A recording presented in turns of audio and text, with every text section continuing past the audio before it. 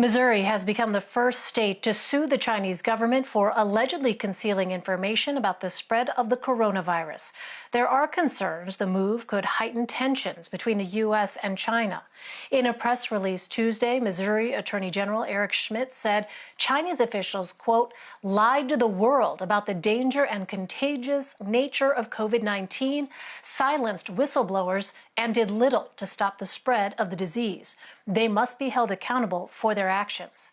For more on this, let's bring in CBSN contributor Isaac Stone-Fish.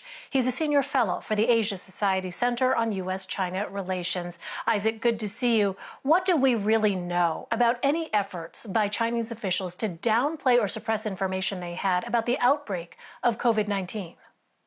We know that in mid-January, Chinese officials found out about the coronavirus at least 6 days before they really implemented any sort of measures that would prevent it from spreading.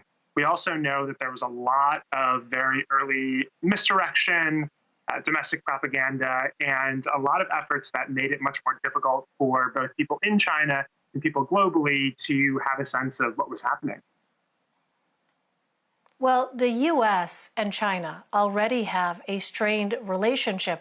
How are Chinese officials likely to react to the allegations in this lawsuit, which essentially blames them for the global pandemic? I think officially responses from foreign ministry officials will be fairly restrained. I think where we're going to see a lot more vitriol is in Chinese state-run media, especially the Global Times, a nationalistic publication.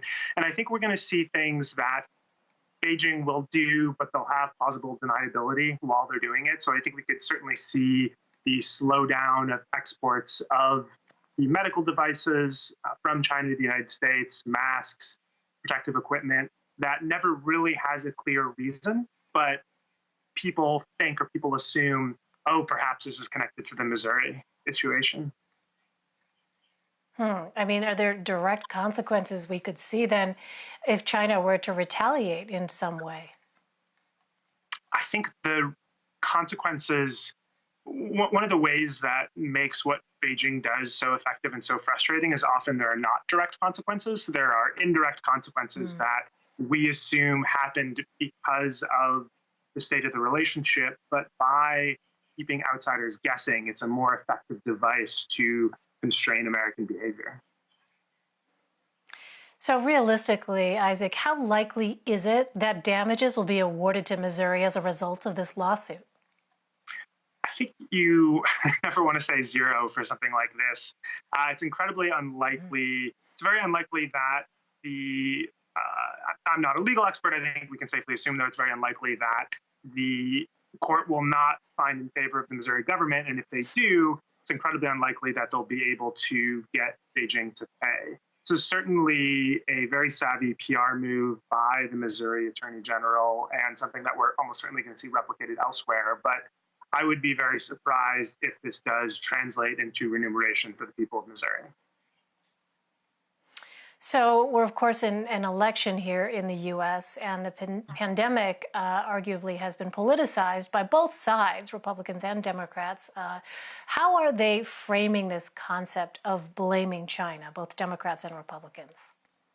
So I think one thing that neither sides are doing enough, just very quickly, is addressing it to the Chinese Communist Party as opposed to the people of China. We're seeing a really worrying rise in xenophobic attacks in the United States. And I think it'd be very helpful if both parties said, we have problems with the Communist Party, which is the ruling party of China, as opposed to the people of China and the country itself.